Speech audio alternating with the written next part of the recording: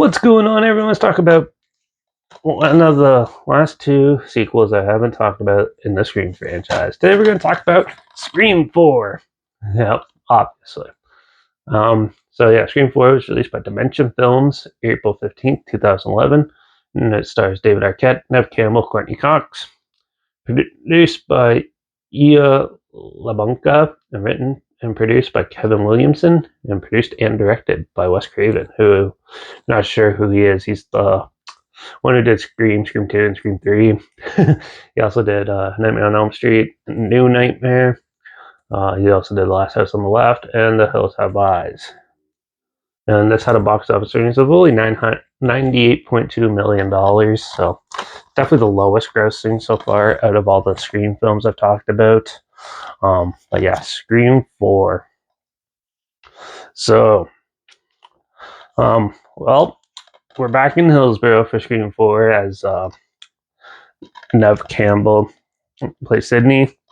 And she's trying to get on with her life and things like that. And Courtney Cox is back. She's the reporter who also wrote a couple books on the killings. And Officer Dewey is back too, and he is like the head of like the police department basically. And so him and his younger lieutenants are going about their days, and they slowly pick up on a serial killer who basically is another copycat killer of Ghostface. And it's been like 10 years since the last one, and they get a little spooked, so they try to get help from Sydney, and she says no, she doesn't want to be a part of it. And as the killings start ramping up, they start hitting more close to home as the killers just targeting Courtney, the reporter Gail, Courtney Cox's character. And so they have to start really honing in on how to take down the killer and figure out who the killer or killers are.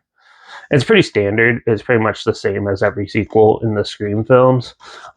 It does have a good whodunit setup, though.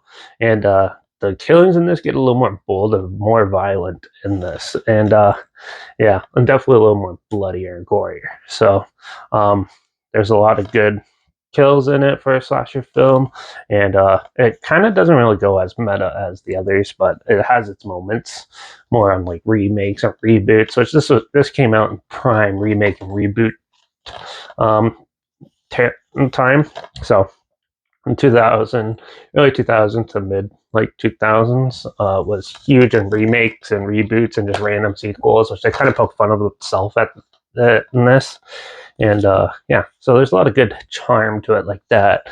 And but in the reveal of the killer, like the twist ending, was a little bit surprising, but looking back, they kind of set it up, and you could kind of see at least one of the things that in the twist you can see pretty obviously, but the second part was a little bit surprising to me, and I kind of enjoyed that because you don't see that very often.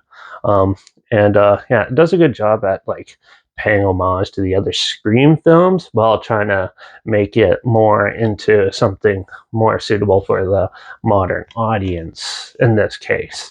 And it does a good job at that, but it doesn't really bring too much new to the table or anything. It's pretty much been done before. They just kind of perfected it a little bit more and made it a little more wild, funny, and a little more interesting in some ways. So Scream 4 is not that bad. It's definitely not Scream 1 and 2, but it's on par with what I think how Scream 3 is. So I'd probably give Scream 4 a 3.5 out of 5. So if you haven't seen this and you're sitting on it for a while, like I did, and didn't want to check it out right away, it's actually not as bad as I thought it was going to be. And the Scream 2022 ones probably a little worse than this, but it's also a little padded too much. I thought there's too much random character stuff that didn't really need to be in this. So, but most of it's the writing. The acting's not too bad and pretty good. Cinematography and everything's good, and kills and all that. It's just the way they structured the story. It was pretty standard and not as clever as some of the other ones, but still better than half the sequels and remakes we get these days. So you could definitely check it out. If you want to see this, I'll link the trailer down below. But if you, so if you can see what I'm talking about, if you never heard of it or something. But also make sure you check out my Instagram that's linked down below. That's where I always post clips of films and review in the future. All my stories usually have the film title hashtag, subject film and the hashtag, so you're aware of it. Also linked down below is my Letterbox, the Derek P reviews. That's where I post my first star rating after watching the films, and also my Twitter's down below, reviews_Derek. So follow me on those platforms, stay in loop with this channel, like this video, share some more people wherever, comment your opinions of the film down below if you have any.